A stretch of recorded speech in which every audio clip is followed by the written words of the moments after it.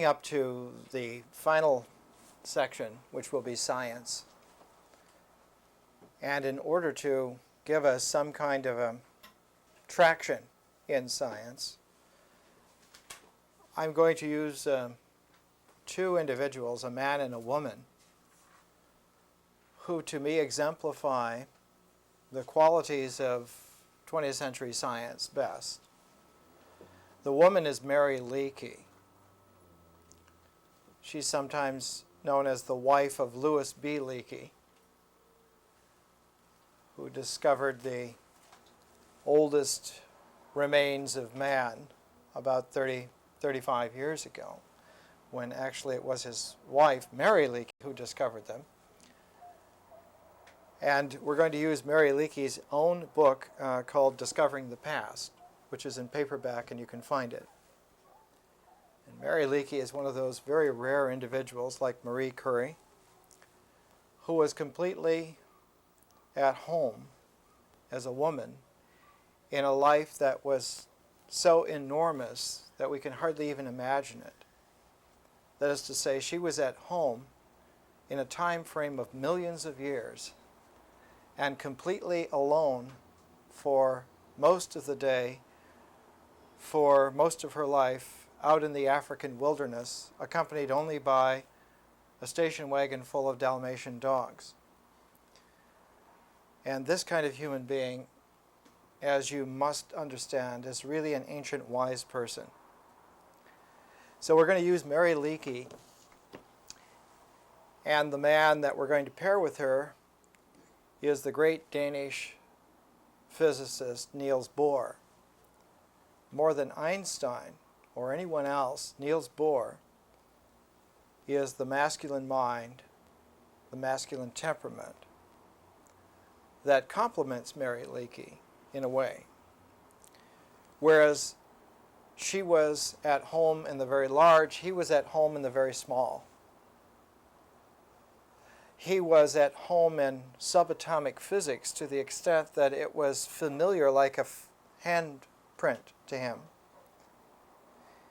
And yet his familiarity with the very small led in a complete paradox to an understanding of the total of the cosmos.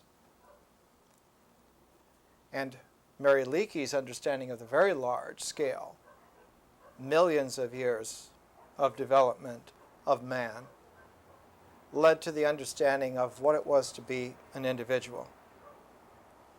And so these two are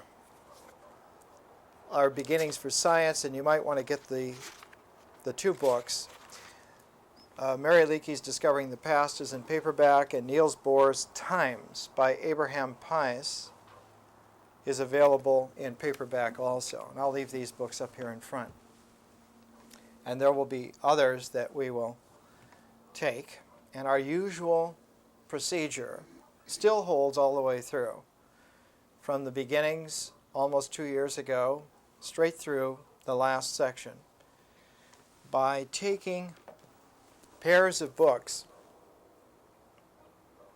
We're able to have a movement in our understanding which is not dependent at all upon any single doctrine, upon any single system, but moves pragmatically, just like two legs that walk, just like two hands that are able to reach, just like two eyes able to focus. These pairs of books allow us to participate with a methodology that does not entrap us along the way. So try and get a hold of Mary Leakey and Niels Bohr, and we're going to begin in about a month with those two. For right now, we're not at science yet, but we're still in history. And we found that history as a process is the substratum out of which science comes. Science is an objectivization.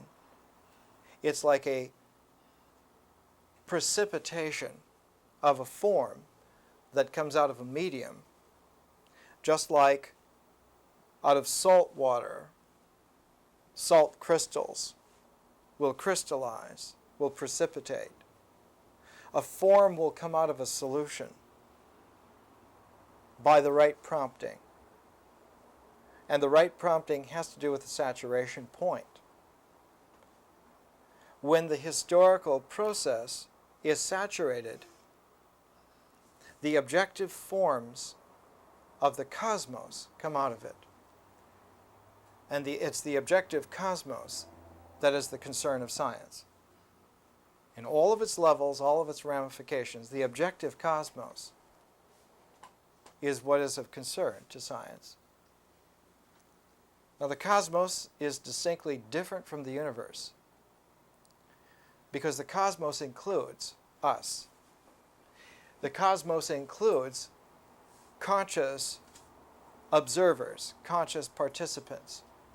And our observation, our participation adds a dimension to the universe. And that universe, with the added dimension of consciousness, becomes the cosmos. It is the cosmos which is objective, not the universe. The universe is a fluid process, never objectively there. The universe does not exist. It occurs before existence happens. But the cosmos exists.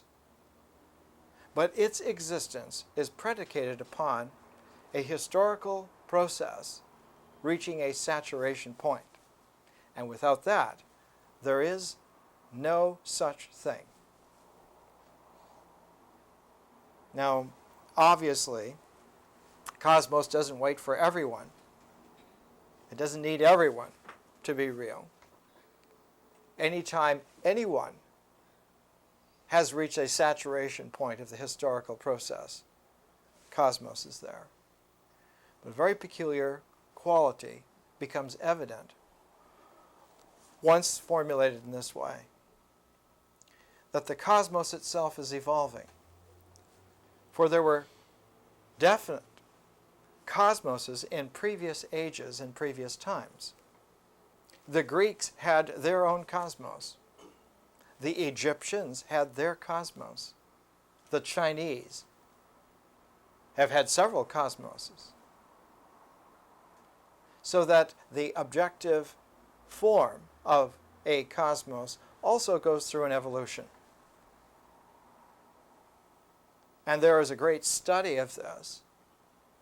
And in fact, in the 19th century,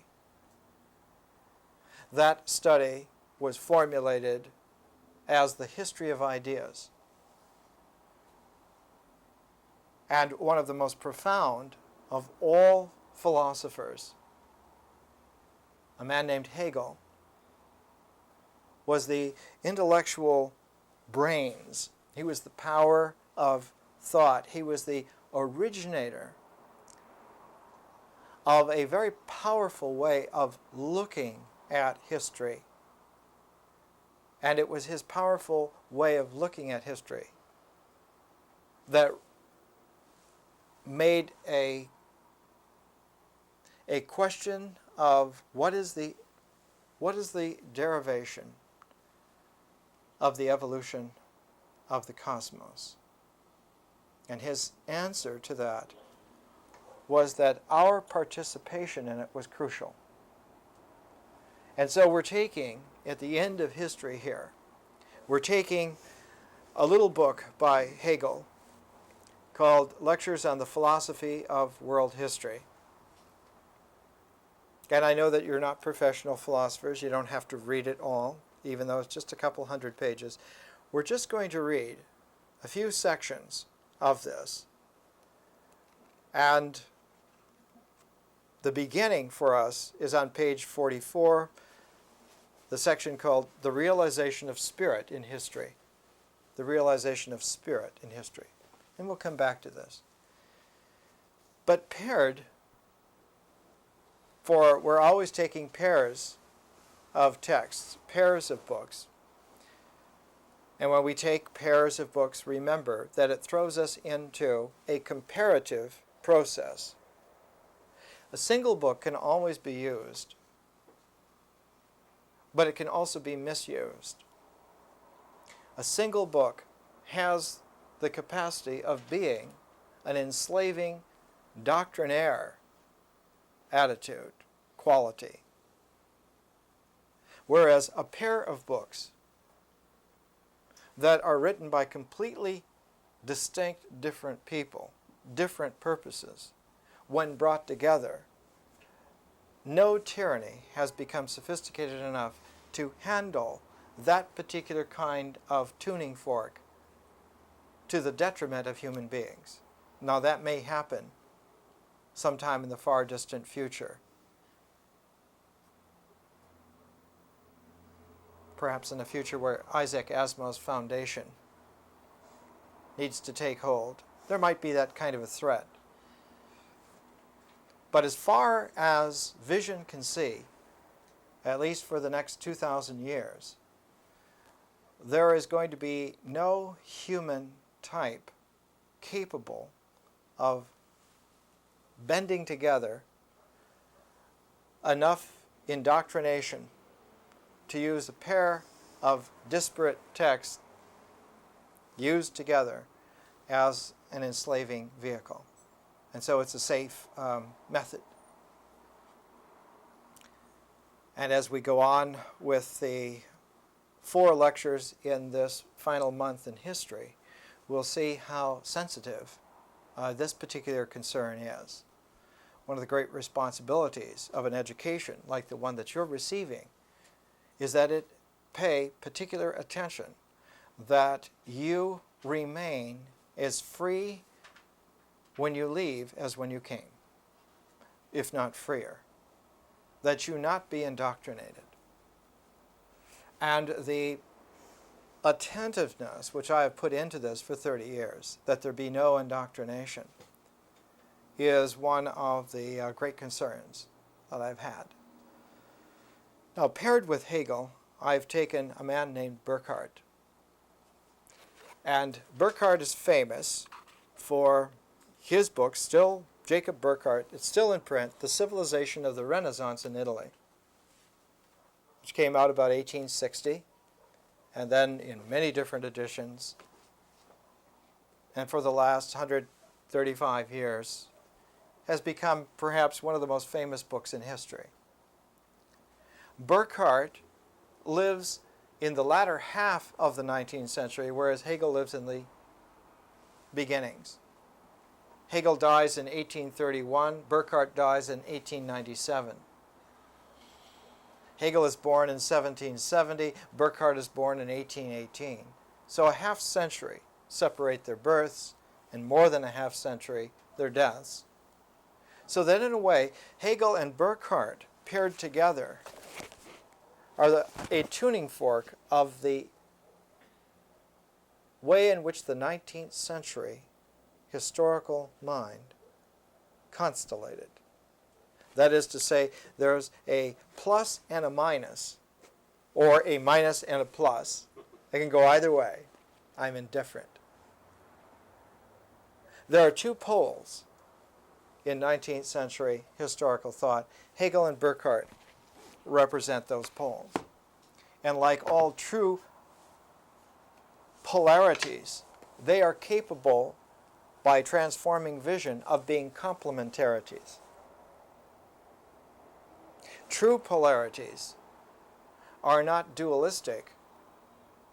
True polarities make between them an energy which is capable of receiving temporary form.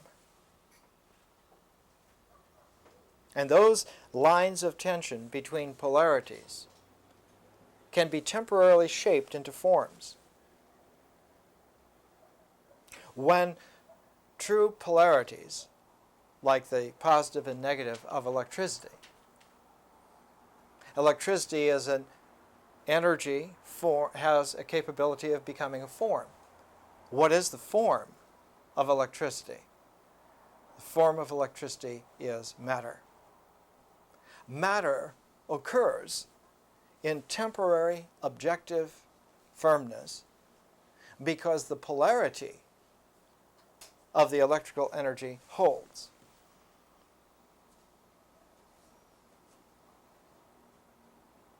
So that energy and the mass of matter are mathematically interchangeable. One can work with them together. In fact, E equals mc squared, one of the great amulets, magical amulets of the 20th century.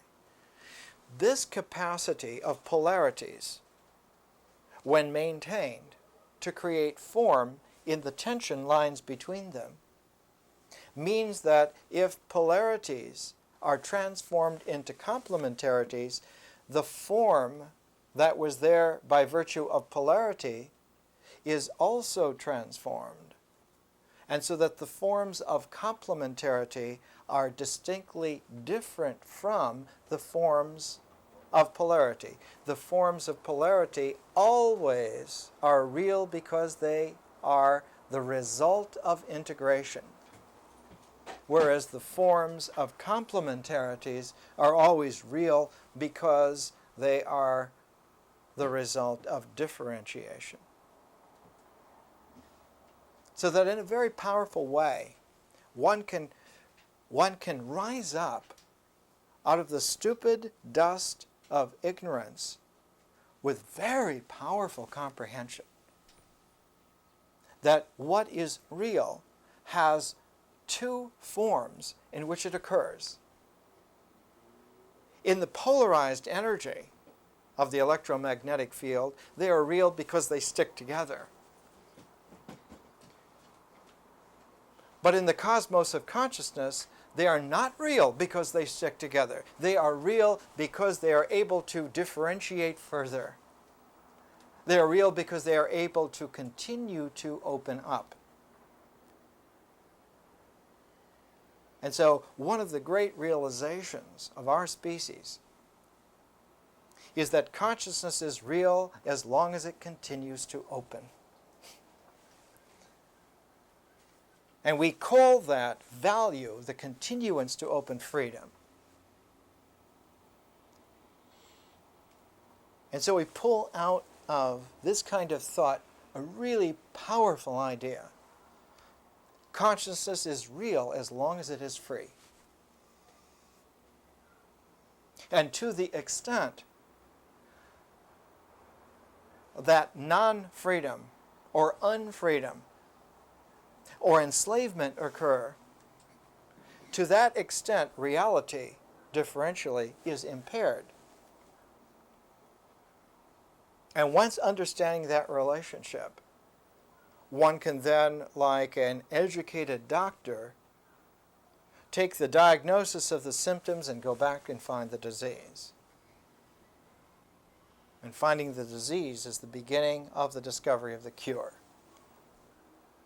Because as a universal principle, all diseases carry the cure within them. It's a precondition for them to occur.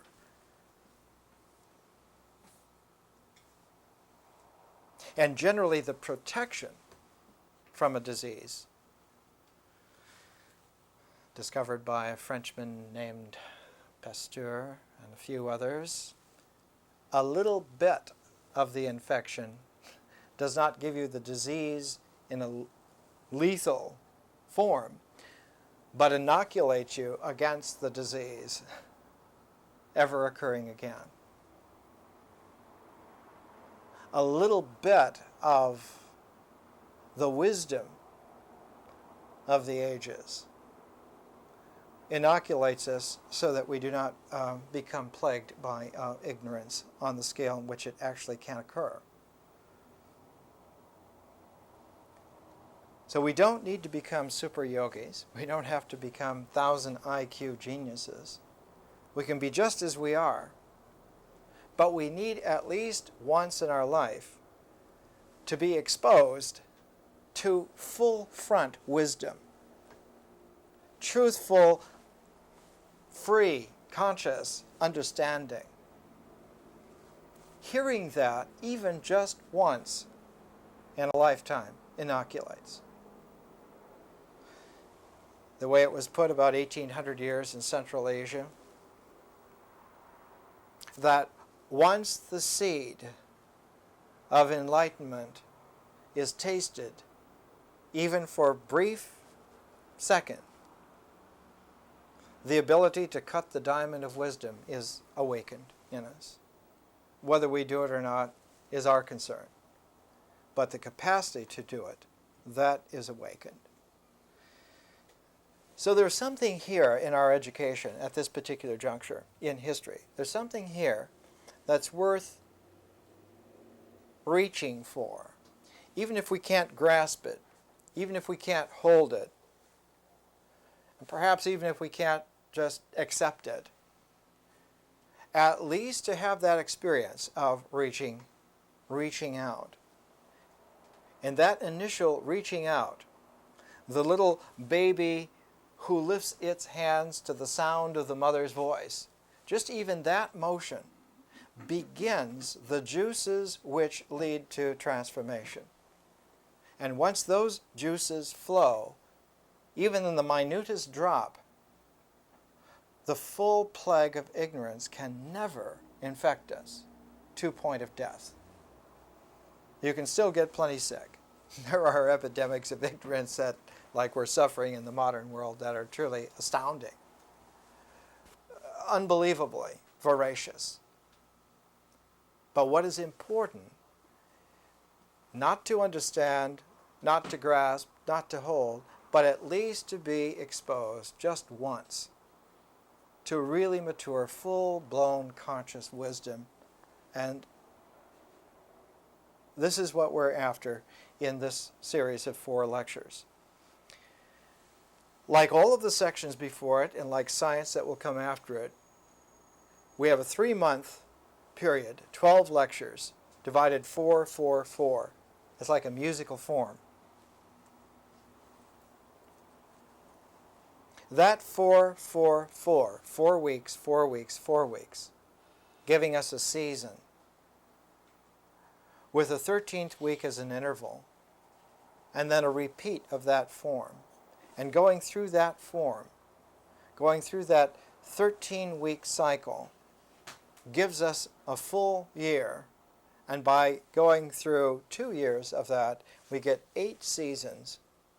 And we find that this particular form, this particular method, has the efficacy that we would expect it to have. Not that we have complete comprehension, but that we will have experienced completely reaching out not only 360 degrees, but 720 degrees. The principle is this: not any one of us is incapacitated to have an angle of vision of 1 degree of comprehension. All of us can comprehend ourselves and the world in the width of a single degree. All of us have enough energy for that, enough smarts for that, enough desire to just find out, sense of wonderment for that. What this education does is take that bare minimum, 1 degree of comprehension, and rotates it in a complete circle so that you get the 360 degrees, but in a rotation. And then to help make sure that we saw what we saw, we reverse fields and rotate it back through again. So it's the simple, basic, any child can do it. You could take children 4, 5, 6 years old and put them into this process. You would have to take a little more time than we take. Instead of 2 years, it would take about 8 years. Take about 4 times longer. Not that we're 4 times smarter, it's that they have 4 times more capacity, and it takes them a while to narrow down and decide what it was they see. But you take a series of 4-year-olds and put them through this education for 8 years, and by the time they go into puberty, they would go into puberty white hot and cool, because it has this kind of capacity where when you rotate this 1 degree of concentration in a full circle, what one discovers is that there's such a vast reality as to be almost incomprehensible. One could hardly have believed it possible. And so the second year is like a cinching. It's like a confirmation that, yes, it is true. It is this wide. It is this huge. And having come full circle again, one completes an ancient wisdom form. The ancient form was originally a dance movement. It was not an intellectual understanding. It was a primordial movement of rhythm and posture. And that rhythm and posture modulated itself so that if you look at primordial dances round the world for all time, anywhere, those movements that take one in a circle have within them the kind of wound-up energy of a spring that turns and plays itself back out the other way. It's that particular movement that was the origin and basis of the beginnings of an individual, conscious, poetic in ancient Greece, for instance. And the poetic in ancient Greece, its form, the poetic form, was the strophe and the antistrophe. And at the beginning and the middle and the end, a quality called the stand, the pause. And one finds that this poetic form worked its way in a bifurcation, a polarity.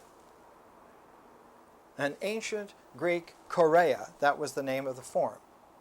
The Greek word signifies also what we would call in English today choral, the group movement. But the group movement such that anyone participating in that group movement is able to get it for themselves. And the chorea, that movement, came out not only as lyric poetry, but as Greek tragedy. Lyric poetry because the oneness, the integration of it, is profound enough to be individual. And tragedy because the profoundness at the same time is large enough to be cosmic. The individual and the cosmos occur together. And in our historical concern now, Hegel is all about the cosmos, and Burkhardt is all about the individual.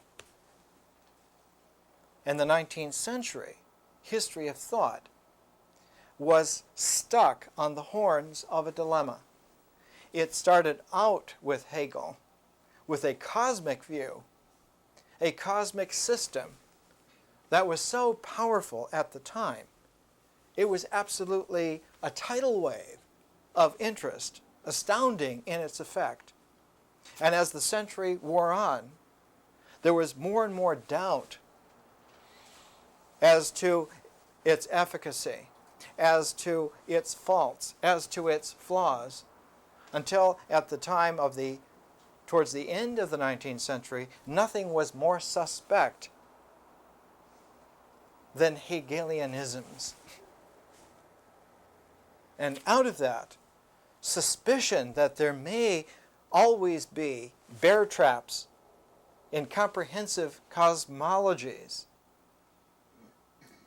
the German language mind became completely buried in a conundrum. It craved something permanently absolute in the largest scale and feared it at the same time, so that only a rampant, arrogant ego was able to attain a cosmos. And it's this double bind that produced Nazi Germany. Hitler was the perfect solution, the perfect resolution of an antithesis that was posited in the 19th century. In the German language, and it's Hegel and Burkhardt who cement this together. Now, generally, some of you have to forgive me, philosophers are not widely read. This is not a big secret.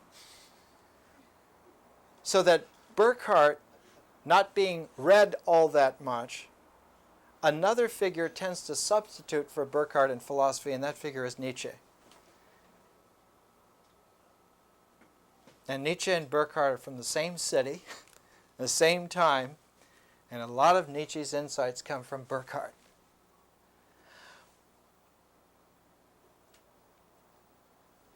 Burkhardt, as early as the 1840s, was already understanding that some peculiar, frazzled energy was loose in the mind of the German people of the time. In this book, From Hegel to Nietzsche by Karl Loeth, one of the most famous books in the history of ideas, he gives a quotation here.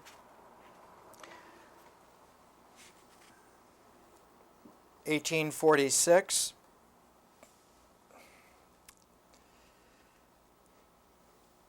The 19th century, with its proliferation of systems influenced by Hegel, by this time there were just countless new ways to educate, new ways to look at things. And in this educated century, no matter how stupid an individual might be, he was the target of so many sparks of widespread education that only a Hercules could cut off all the heads of this hydra. And Burkhardt wrote, "A while back each man was a fool unto himself and left the world in peace. Now, on the other hand, everyone thinks he is educated and constructs his own worldview and preaches it at every fellow man. No longer is there any desire to learn, much less to keep silent, least of all to let someone else follow his own course of development. The whole thing is diabolical. This universal education daily builds up a shell of conventional opinions, that is to say, errors, within which entire classes of society move in false enthusiasm." Feeling this hopelessness of the age, Burkhardt decided to flee to the south to escape them all. The radicals, the communists, the industrialists, the intellectuals, the pretenders, the thinkers, the abstractionists, the absolutists, the sophists, the political fanatics, the idealists, the isists of all kinds. And when Burkhardt went south, something very peculiar happens. It happens to Germans when they go to Italy. It happened to Goethe when he went to Italy. He wrote a fantastic book called Italian Journeys. There's something about the Italian sun and the temperament of live and let live in Italy that suddenly is like too much freedom for the northern German temperament. And as the saying used to be in the United States, they go hog wild. That is to say, they wallow to exhaustion. And a really sensitive person brings in the need to put governors on one's own action, and this is the lure, then, of developing a philosophy of culture, a philosophy of history. And in Goethe it came out in literary form by and large. In Burkhardt it came out in the book The Civilization of the Renaissance in Italy. 2 points in Burkhardt's book stand out. The 2 points are a large form and a small form. The large form was the state, and the small form was the individual. And for Burkhardt, he began to see and understand that the structure that makes the state is remarkably similar to the process that goes into making a work of art. And one of the sections of the civilization of the Renaissance in Italy. In fact, part 1, chapter 1 is called The State as a Work of Art. The State as a Work of Art. And chapter 2, a little bit later on in part 2, part 2 is called The Development of the Individual. And chapter 2 is the perfecting of the individual. And we'll come back to that after the break. Notice here that the state and the individual happen together. They're a pair. Why are they a pair? They're a pair because the same general process brings both into being. Now, for the individual, you can use the term person, if you like. And for the state, you can use the term society, if you wish. And you could say, in fact, society and person, or society and individual, state and individual, or state and person. The important thing is that the process by which both of these occur is the very same process, and that process, when looked at consciously, is a process that is called in philosophy aesthetics. That underneath the building of states and individuals is a shared common aesthetic process. And this comes as a tremendous shock, because in our miseducation, in the kind of force-fed pablum, distributed one molecule deep on everybody's mind, this kind of stupid patina is that somehow politics and art don't have anything to do with each other. But they do. And one of the great realizations of Burkhardt's colossal book is that understanding the process by which art becomes real, objective, is the key to understanding how social forms and how individual personal forms both occur at the same time, and how the arrogant, egotistical ignorance of the individual very subtly and without anybody noticing creates states that are arrogant, egotistical, and we would say today totalitarian tyrannies. This is a shocking development. Now, Burkhardt, more than anything else,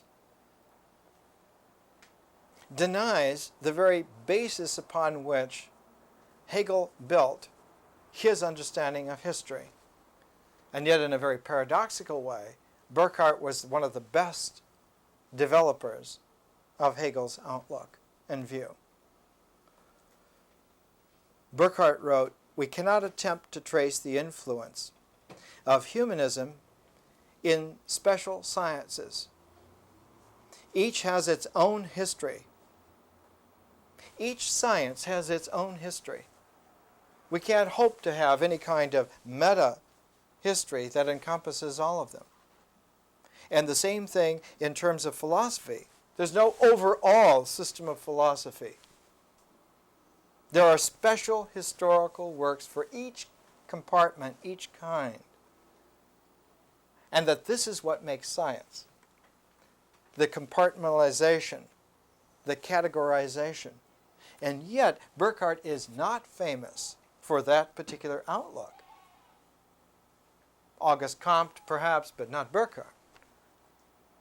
Even though he says this kind of language, he's famous for one of the world's greatest overviews of how it all happens together, which is purely and strictly Hegelian.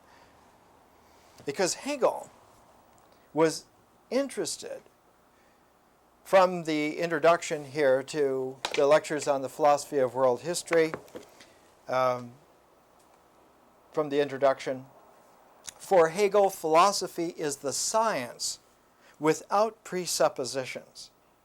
philosophy is the science, without any presuppositions, through and through, self-critical, and thus a self-developing whole, or a circle whose end is its beginnings. Any introduction to any section of it can only be a preliminary sketch of what is to come in light of the whole. So Hegel's system builder, but ultimate system builder, that no matter where you start, you link together eventually with everything and come out with a whole which absolutely conditions the understanding of any particular part. And having come to that understanding, that very process of participating in that whole changes the whole. So in a very real way, what's known in physics as the Heisenberg uncertainty principle was enunciated by Hegel long, long time ago. More than 100 years before Heisenberg was even around. But what is peculiar about it, what is extraordinary about it, is that the introduction by a very fine individual, and not to point any fingers, but there's a flawed misunderstanding of Hegel. For there are two words here which compromise a more accurate understanding of what Hegel was writing. And those two words are circle and beginning. For when one understands Hegel in a deep participatory way, there is no circle. There is instead a spiral. And there is no beginning. There is what we would call today in astrophysics an insertion point. There are launch windows and insertion points, but there are no beginnings. And there are no circles, but there are only spirals. But that the difficulty of seeing the spiral is that each circuit, each ambit of what would be a circle is differentiated from any other ambit by at least the space of one person, one individual. Now, when one is drawing a great circle of the heavens, it's very difficult to notice that the lines do not touch, that they're separated by the space of one person. This is extremely difficult to tell when one is using the medium of imagination to make that image. The image of a great universal circle in the imagination is very rarely capable of being resolved enough to notice that the lines do not meet, they do not even touch, but that they are separated by an increment, by an interval of at least one person, and that it is the person who has drawn that circle in their imagination that is that person.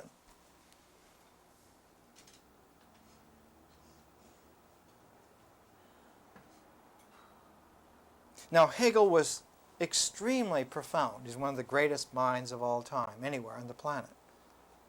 He could see that, but he did not express it in a language that was hearable to someone who only works integrally in the imagination. Because his language was a differential language that does not operate in integral ways. And his language was a language for memory, not for imagination. And unless someone is taught to use memory, the right hand of memory, as well as the left hand of imagination, and taught how to differentiate as well as integrate, there's no way that anyone has any ability to understand or appreciate the finer details. One of the grossest misunderstandings of Hegel is Karl Marx. And the person who understood Karl Marx to a T was Lenin. And Marxist-Leninism especially pays no attention to individuality. And the doctrine that cinched and cemented Marxist-Leninism together was not Joseph Stalin. He was stupid, oaf. The man who cemented it together was a Soviet aesthetician named Plekhanov in the late 20s, early 1930s. And the Marxist-Leninist misinterpretation of Hegelian systems bases itself on the fact that artists need to produce works that support the state and its forms. And any kind of bourgeois individuality is a degeneration. Now, it's interesting that highly individual art, say like Paul Klee or Kandinsky, was condemned not only by the extreme right in Nazi Germany, but condemned by the extreme left in Soviet Russia. Both sides saw them as degenerates. Whereas late in the 20th century, no one has come to personify the spiritual individual in art more than Kandinsky. More than Picasso, more than anyone else. Kandinsky is the great individual uniqueness in art. And it was Kandinsky's hope, as we have seen when we used his work, that man's social forms would rise in resonance to the quality of uniqueness, and that forms of society in the future would be so iridescently free that the most incredible kinds of individuals could actually exist. Let's take a break. We talked about a circle and we talked about a spiral.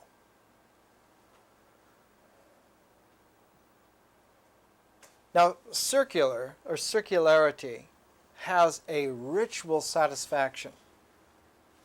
Circles are ritually satisfying.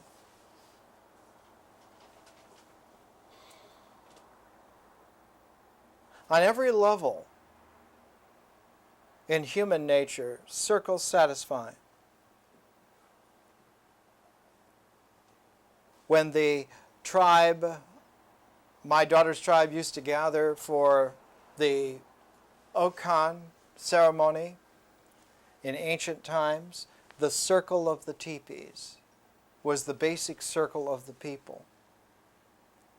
And all the dances within the context of the 8-day sun dance were all circular.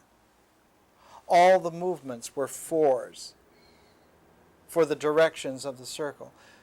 Rituals are satisfied by circles.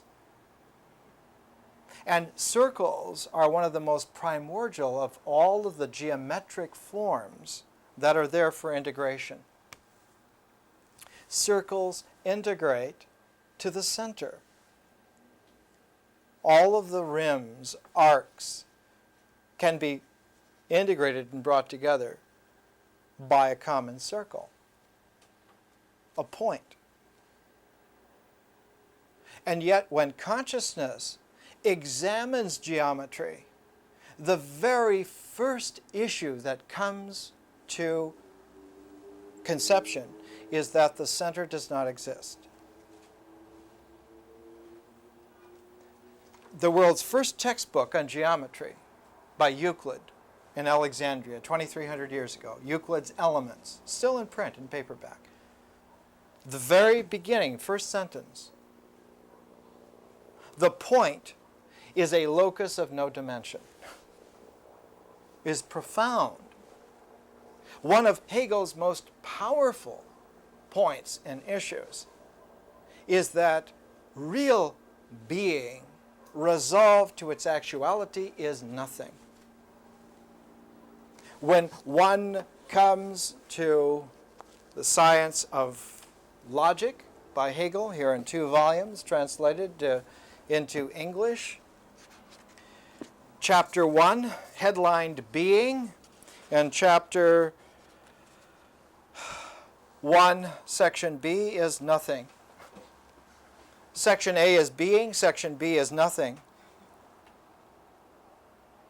What's section C? Becoming. The very core of the method of Hegel is encapsulated in the science of logic. In the science of logic, he says, in fact, being, indeterminate immediacy is nothing, neither more nor less. It's very profound. It echoes Euclid's elements of geometry.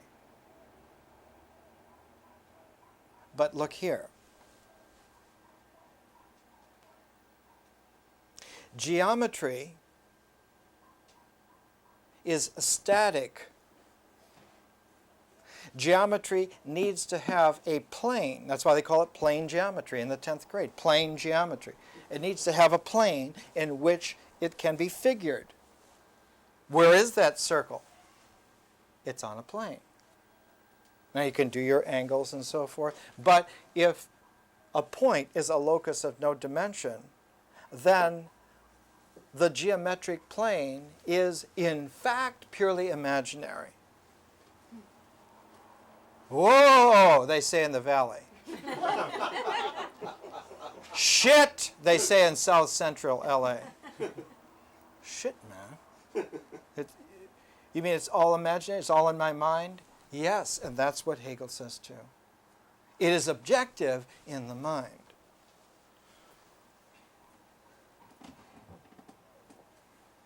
And as long as you're working with imagination as a transformational mode of integral energy, it holds. But as soon as you transform and you shift that gear and you go into differential energy, the imagination is gone. It doesn't just go poof, it is gone without leaving a trace. In fact, it leaves in its wake pure nothing. That's why advanced meditation calls it shunyata. Nothing. Not just nothing, but exactly nothing. Empty. Hegel, how does he write it?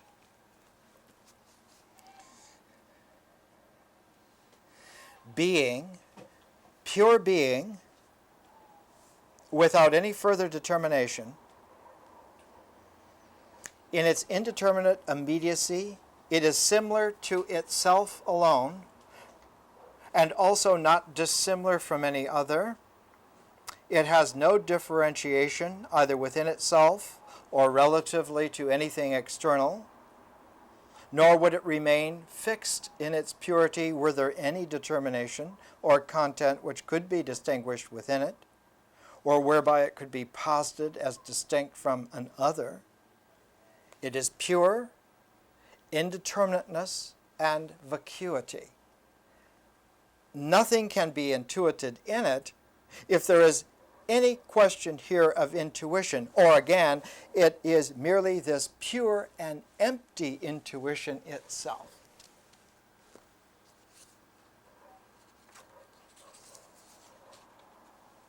And how does section B, what's the follow-up to that? That was on being.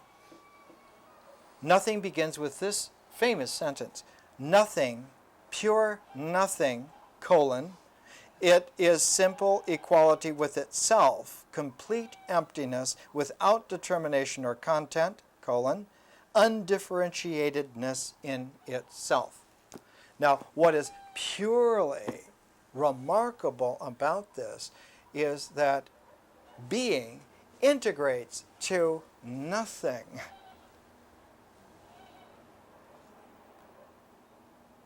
The whole basis in refined imagination is that a point, which is the fundamental beginning of all geometry, is a locus of no dimension. Its truthful reality is in the realm of nothing, not in the realm of being. It is only when a point moves that you have something extant, something existent. When a point moves, that's a line. While geometry axiomatically posits points, they are axiomatic. They cannot be proved. The provability begins with lines. With lines, then, you have something you can work with. With lines, images begin to occur and imagination starts to work. Now you can see how simple it is. You can see how basic it is. You can see how unnerving the whole thing is. Is remarkably unnerving at first. Many men and women in many languages throughout the last couple thousand years have said, just like we would say, what's going on here? What? And if this is reflective of our minds, not only how our minds actually work, but the limitations within which our minds do continue to work, what's outside of that? What's underneath that? What's above that? If this is what we are in our minds when they are working, when imagination is all right, when integration is happening, yet mysteriously, intuitively, there's something else, but in order to get to something else, one has to pass through a barrier of nothing. One has to go through an interval where nothing exactly occurs. And that nothingness occurs is high dharma. The fact that nothingness occurs is revelatory. The hairs go up, the goosebumps get there, and one understands for the first time, oh. Socrates says that philosophy begins with that sense of wonder. The oh. Oh. Something else is going on here. Yes. Because differentiation bases itself not on points, but on nothing occurring. Freedom is a resonance that nothing occurs and maintains its emptiness. Freedom is real when the universe is wide open and conscious. That's when freedom is very real. Not only real as a process so that it works, but real as an objectification so that forms can happen. What forms? The individual and the cosmos. They're real together. They're born together. But like an unwanted uncle, the state is also born together at the same time.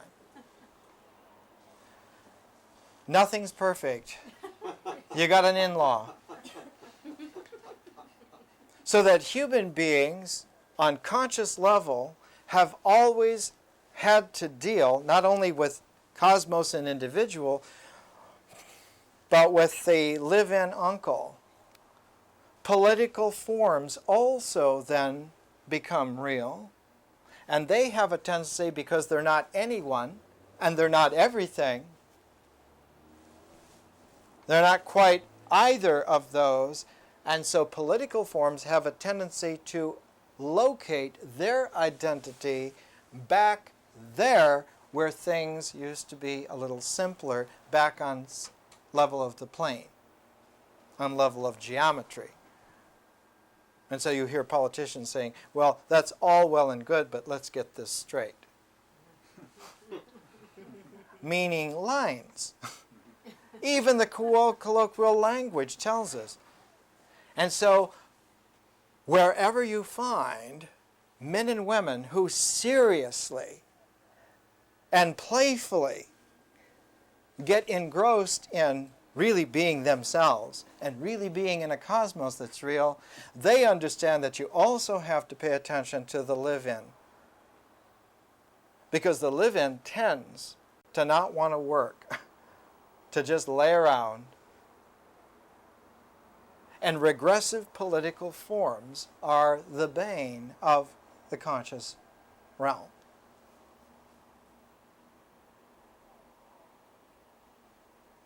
"2,500 years ago, when Plato was one of the first individuals to actually write down in written language the process by which individuals discover themselves and each other and discover the cosmos, his most pressing issue was not the mystery of the individual or the mystery of the cosmos, but the intractability of dealing with the republic, the state, in the largest of all of Plato's dialogues. Two of them. The two largest dialogues by far are the Republic and the Laws. The Republic about the political form that's necessary but somehow has to be handled with real consciousness. Otherwise it's going to get away from us. Why? Because he lived in a time where it had gotten away with everybody. And we looked at that time in Thucydides. Plato's own teacher was killed by the state, by state order. Why? Because he was teaching young men to think for themselves, and they were no longer just automatically believing in the gods of the state. And he was killed for that. They kill you for that. That's especially what they kill you for. And the Republic, in its 10 books, is massive. Tour de force look at the problem, but Plato in his old age realized that he hadn't seen how profoundly he had missed it, because the Republic is about the political forms, whereas the Laws are about the geometric structure underneath it, which is where the perniciousness is.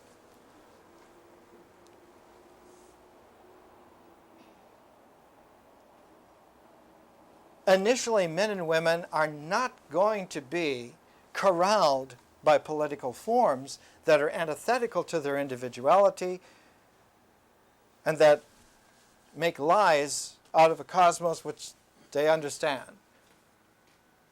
But they have absolutely no protection unless really deeply educated. They have no protection whatsoever against the structural disease of a regressive geometricity that creeps in under the aegis always that we've got to face practical issues and get things straight. Law and order issues. Now, all of this becomes extremely difficult unless there is an educational movement that long before the issues come up has already tended towards the atomic level, the molecular level, out of which the forms of resistance are made. And that's where this education is totally different. Complete evolution. Jump, quantum jump, from any other education ever. Because the eyes are already looking, the ears are already hearing about these issues even before we begin. How did we begin this course? What pair of books did we use to begin with? What was our beginning? What was our insertion point? Our insertion point was Thoreau and the I Ching. It's going to take somebody really perniciously evil to make a tyranny out of Thoreau and the I Ching. You're going to have a fuck of a hard time. That's a challenge, tyrants. Because Thoreau and the I Ching do not make tyrannies very easily. And I don't foresee it for the next 2,000 years. And hopefully by that time, our descendants will just simply demand honesty on such a fundamental level that it's not going to arise as an issue. Hopefully by that time, they will just look at the atoms and molecules and understand that you don't have to make poisonous substances. There's plenty of other substances that can be made that promote life. Now, geometricity has to do with circles, and circles have to do with misunderstanding Hegel. And that geometric reduction is what leads to tyrannical politics directly in the 20th century. All of the tyrannies of the 20th century have their root in this common poisoned bowl.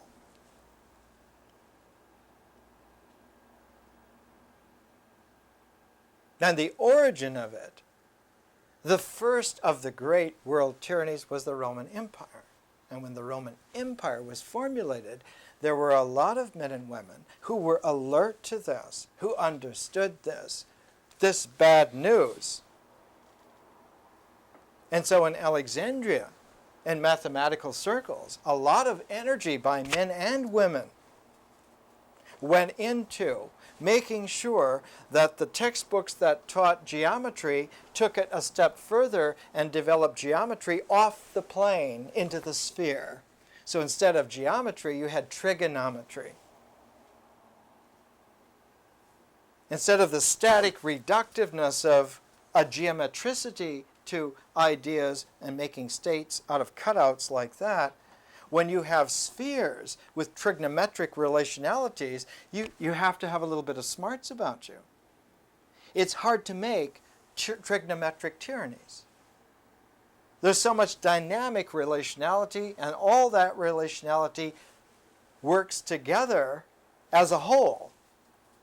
And that's where Hegel comes in, because Hegel at the same time is number one beginning of understanding the trigonometric sphere of individuals and cosmos, but also letting in through side door the unwanted relative of states, tyrannical states that now are complicated and delicately pernicious on level of trigonometric spheres. Roman Empire was very bad. Nazi Germany, totally different scale of evil. Roman Empire's tyranny is that they would take cookie cutter stamps of what they wanted you to be, and if you didn't move, they would stamp you with this. Whereas Nazi Germany, it didn't matter where you moved. They were sending it out zap. They didn't need to have anything in their hands. It was in the air. It was in the sphere.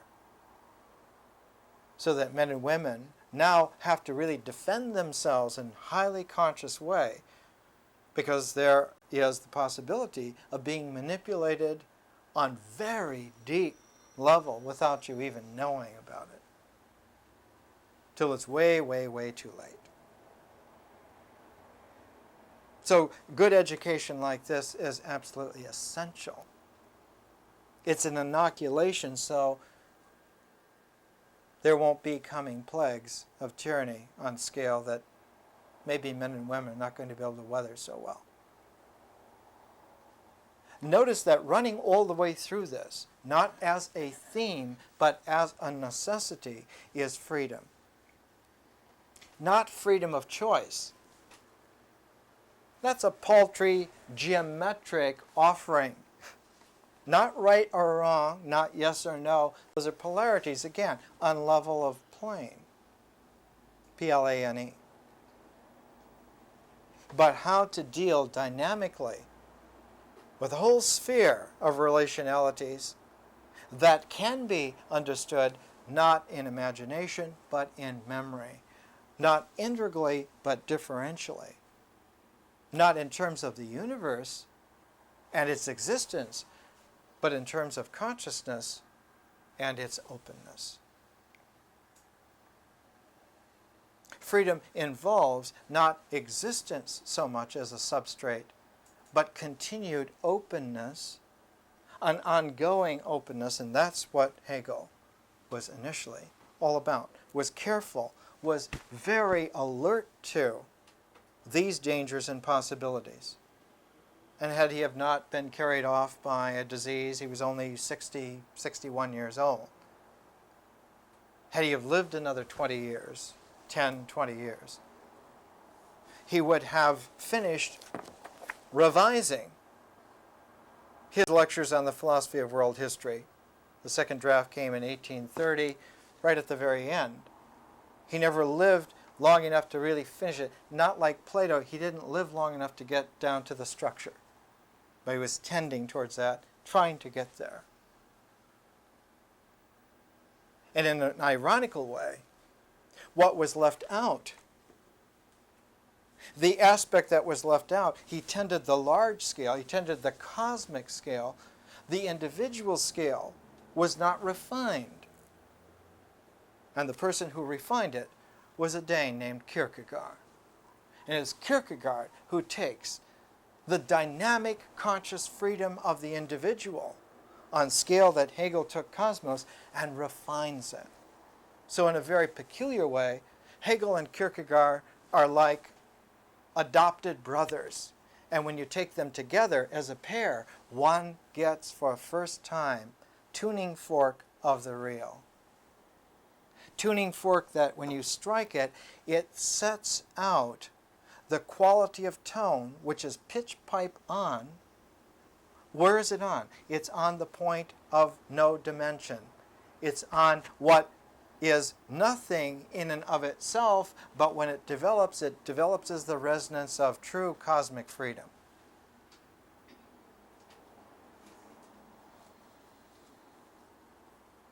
True cosmic freedom is not based on tatheta, on existence, but it's based on shunyata, on emptiness.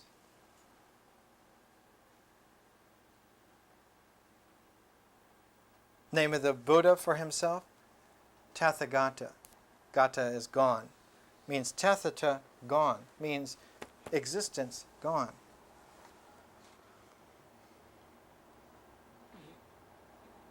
True freedom is the resonance of that. How can it be? It is so differentially. And if one tries to imagine it, in an integral mode, it is unimaginable and doesn't integrate. Because the integration always reaches a point of intellectual resistance that shies away and initiates a regression. Always, always, always. So that in high Dharma tradition, understanding is always integration is carried as far as it can be carried, and then you let it go. You set everything down. Because the final stage of integration is acceptance. It has nothing to do with keeping on. That little bit of keeping on brings the circle together, cements arrogance and willfulness into dead heat, round robin rut. And that goes back to tyrannies, both individual and state, and universes, very, very, very quickly. You don't even notice it. Loweth, in his wonderful study from Hegel to Nietzsche, remember Nietzsche standing in place of Burkhardt here, writes about how rejecting the Hegelian delicacy of the dynamic, Germany in time of Bismarck opted for a cleaner, easier way to keep things straight. The Bismarckian state was an extirpation of the German spirit on behalf of the German Empire. Bismarck himself, a fraternity student, in the era of Germany's increasing stupidity, Bismarck constricted the German spirit to a nationalistic spirit, forced the Germans into international politics, heaped up for them a monstrous empire and power. This is in the 19th century. This is 60 years before Hitler. But a straight line. Giving them instead a parliament and a partition of nation of thinkers, but in Nietzsche's judgment, nevertheless, within the given situation of Germany, Bismarck was relatively great precisely because he did not cling to German education, but was in his own fashion more intelligent than the contemporary German scholars.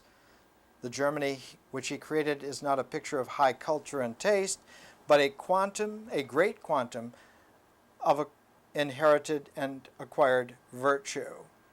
A large portion of industriousness, patience, and willingness to obey, which of course does not exclude the possibility that political power could spoil the Germans.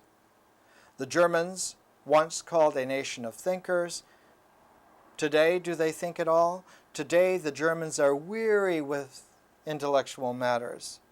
Today the Germans mistrust the spirit. What is their theme? Deutschland, Deutschland über alles. And that's what the bronzed warriors in their panzer tanks chanted and believed.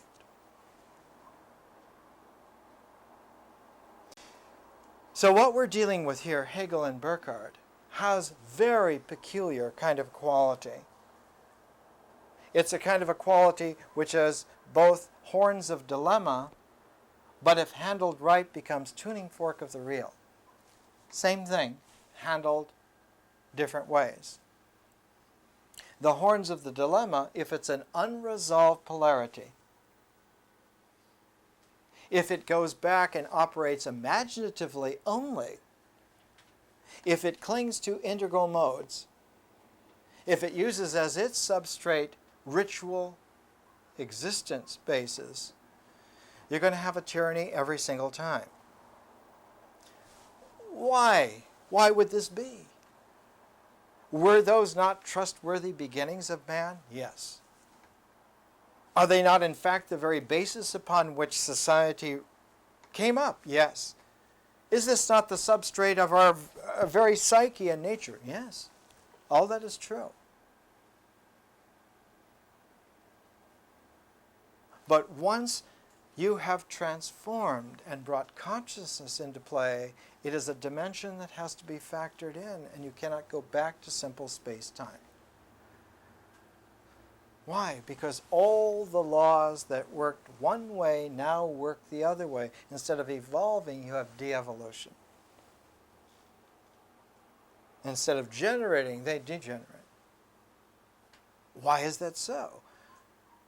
Because in order to continue, because the movement is a counter-strophe, it is an anti-strophe, it is antithetical, but an antitheticalness doesn't have to be polarized. It can be a complementation.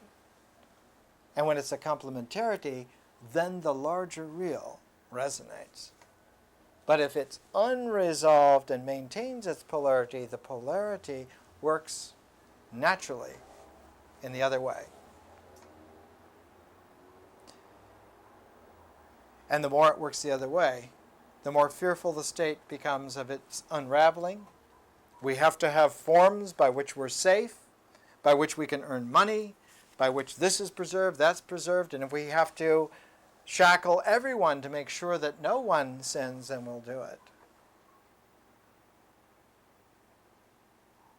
And what was an ethical high point at one time becomes the motto of insidious tyranny. One way to put all of this into memorable, mnemonic way is to take a cue from Kierkegaard.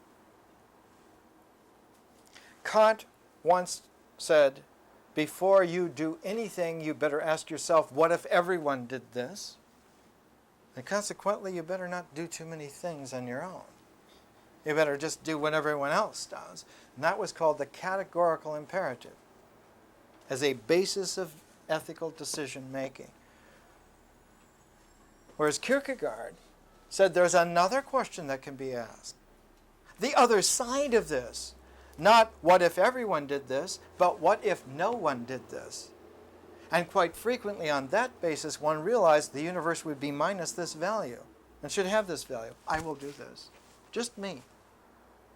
And so the universe gets added freedom because unique values of individuals come into play in a real cosmos.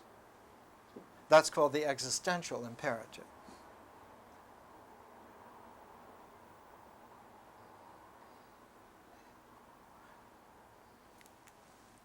It's not so much Kant and Kierkegaard, but it's that one can conflate that polarity, those two choices, into single focus in Hegel, because Hegel has the qualities of both operating in them. Now what's extraordinary is that Kant and Hegel lectured at the same time in the same university in the same place, across the hall from each other, in Berlin. People said you could tell the time of day by what Kant was doing. You didn't need a watch. It's 11:29 because Kant's entering the lecture hall.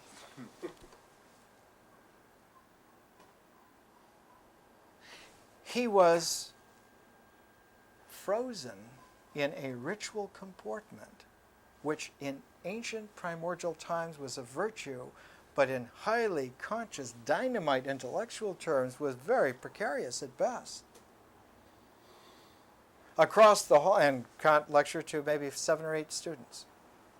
Across the hall, hundreds of students were hanging out the windows to hear Hegel. You never knew when he was going to come in. But when he got there, his torrential genius of language and ideas, just hypnotizing, charismatic. It's true, he was very often careless of getting things said exactly right. Kant didn't like that at all, very messy. But Hegel was an artist in philosophy, whereas Kant was a ritualist.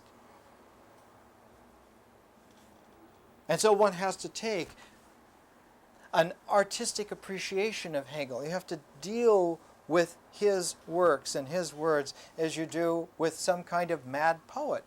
Hegel's best friend was the maddest, mysticalist, I guess that's bad English, most mystical poet in the German language, Hölderlin. Hegel was best buddies in his college days with Hölderlin. And to the very end of his life, he loved the fact that he had learned early how to handle language in a pyrotechnic, high-level, flaming, dynamic, poetic way from his friend Hölderlin. Hölderlin burnt all the bridges at the same time because he had confidence that man could fly. We may not need roads where we're going. And if we keep preserving the bridges, we may never learn how to fly. And so Hegel had that kind of élan, that kind of quality. If I say it wrong 100 times, there's always the hope that tomorrow we'll say it exactly right. Let's go for it. Let's do it. And so Hegel is misappreciated. He's looked at as somebody who is great, huge, Germanic, Teutonic system builder. Ugh.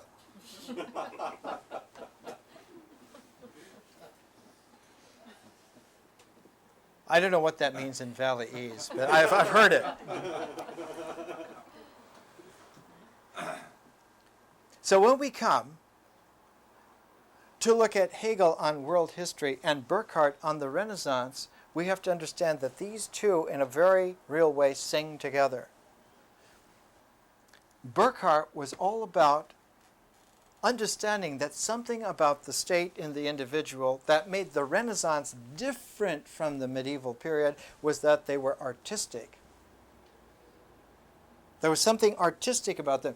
And so Renaissance art has something about it that we need to get into. Not just pay attention to, but get it. Something about Renaissance art is uncanny, so that the Renaissance artist is a clue to us of the cosmic individual. Is this true? Well, Vasari, who wrote the biographies of a lot of Renaissance artists, says it was true in spades. When Michelangelo was 15 years old, where was he? He was outside Florence. He was up on the ridge of the hills near Fiesole. He was in the Via Corregia, hanging around listening to people like Ficino teach mystical Platonic philosophy, not in dry lectures, but with glasses of wine, because one had to understand transformation in a real way, with lute music, because one had to understand that there were Pythagorean harmonics involved in all of this, and with a real deep camaraderie that when vision is awakened differentially, it flies off the page into a sphere of possibility that is total freedom.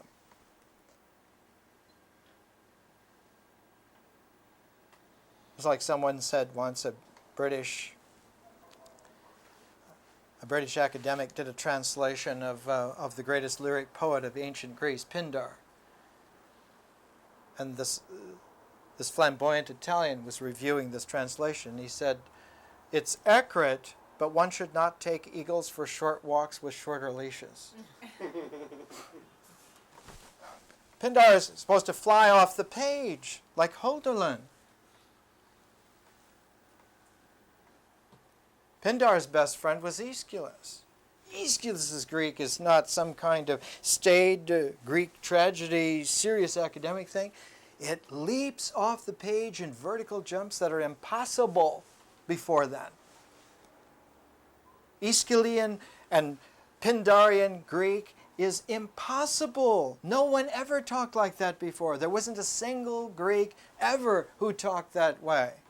And Greek as a language was around for 2,000 years. Not only linear B, but linear A. They spoke it back in the times of Old Kingdom, Egypt. It was already a language. No one ever spoke that way. Why? Because with Pindar and Aeschylus, for the first time, you have the resonance of a Pythagorean vision of differential consciousness that comes into play. And within a couple of generations, you get a whole raft of people who understand, who can hear this. This is a new way. It's not language based on ritual. It's language that plays with art. The forms of that kind of Greek are forms of going off into the mysterious cosmos to realms that no one had ever even known were there.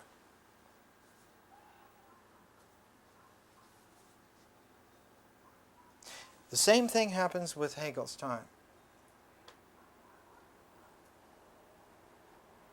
Who are the musical contemporaries of Hegel? Mozart and Beethoven. They made a kind of a music no one had ever heard before. It's sure the late Papa Haydn was doing some very interesting things with music. It's astounding to see what Mozart does with that, what Beethoven does with that. They leap in straight lines off the plane into a kind of a sphericality that even transcends trigonometric relationalities. It goes off into differential equation calculus type realms. Into realms where space is no longer just space, but mathematics has had to come to terms with an infinite number of spaces. Hilbert space, Banach space, Hamiltonian space, all kinds of ways. A universe which becomes a cosmos. It's not approachable, much less explorable, by somebody who's still chanting in the dust, pounding the drum. It's still okay if that's what you want to do, but you cannot go there to new realms like that. You have to be able to be a poet. You have to lift language off the page. And only someone can do that. No robot, no matter how sophisticated an Isaac Asimov robot, can lift the language off the plane. They can't do it. Why? Because they're tied to the circuit board substrate. We're not. This circuit board substrate doesn't tie us down. And very first thing one learns in sophisticated Hatha Yoga transformation is that you can float above the Saharastra chakra where there ain't no flesh, there ain't no nerves, there ain't no blood vessels, and there ain't no conditioning. You float there like Horus over the head of the dead, ready to go. Get the symbol of eternity in your claw and you're ready. That's what's real, differentially. It is totally different.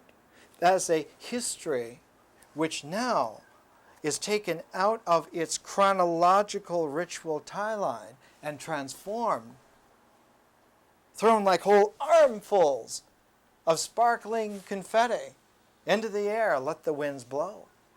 Let's see what's going to happen. Hegel is that kind of a philosopher. Burkhardt is true inheritor of Hegel's philosophy. Nietzsche is true inheritor of Hegel's philosophy. Pyrotechnic specialists. But without the kind of structure that one finds in Kierkegaard's careful individuality, one or the other can sour very easily into its opposite and one never even know it.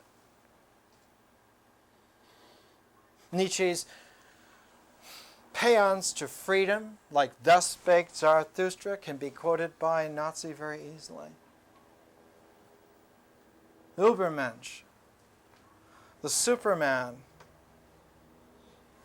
not only strides over the land, but strides over the people. They're less than insects. So one has to be conscious of a whole raft of relationalities that need to be kept not just together, but differentiated. We're going to take Burkhardt, not Nietzsche, not Kierkegaard. We're going to take Burkhardt and pair him with Hegel. If we look at Hegel just for a second, in his second draft of 1830, the title that would have gone there in the draft, they put in brackets. It reads, "The Realization of Spirit in History."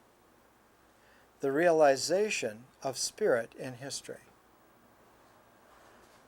That spirit, as a conscious quality that transcends being because it has gone through the interval of nothing, genuinely in its movement creates. But creates not existence. That would be an integral way of understanding it. When spirit as consciousness moves differentially, it creates freedom, not existence. And without understanding that particular differentiation, you can read Hegel forever and not get one thing understood. It is not a philosophy that lends itself to Marxist-Leninist tyranny. It is completely the opposite. But the only way to keep it from sliding into this tyrannical miscalculation, misunderstanding, is to go through that transformation. One has to face that transformation. One has to participate and do that transformation. Is it so difficult to do it? Yes, it's very hard. Has anyone ever done it before? Yes. When did they really do it? In the Renaissance, they really did it. Was that the first time? No, because the men and women in the Renaissance realized that men and women in ancient times had also done that. And what distinguished them from the medieval period is they realized that in the medieval period, while there were original people here and there, those original people very often were just unique individuals. They didn't have any effect on other people. There were unique, towering individuals like John Scotus Eriugena, or like Dante, or like Giotto. And you can name individuals, but the population of men and women don't get it. Whereas in the Renaissance, all of a sudden, in Italy, in northern Italy, men and women everywhere got it. Vasari talks to a butcher in Florence, working down the street from Michelangelo's shop where he's making some of the greatest sculptures of all time. And Vasari says the butcher tells him he could do just as well if he had time, but he's got to make sausages today to earn a living. Anyone can do that. That's the spirit of the Renaissance. So next week we'll take a look at Burkhardt. Thank you.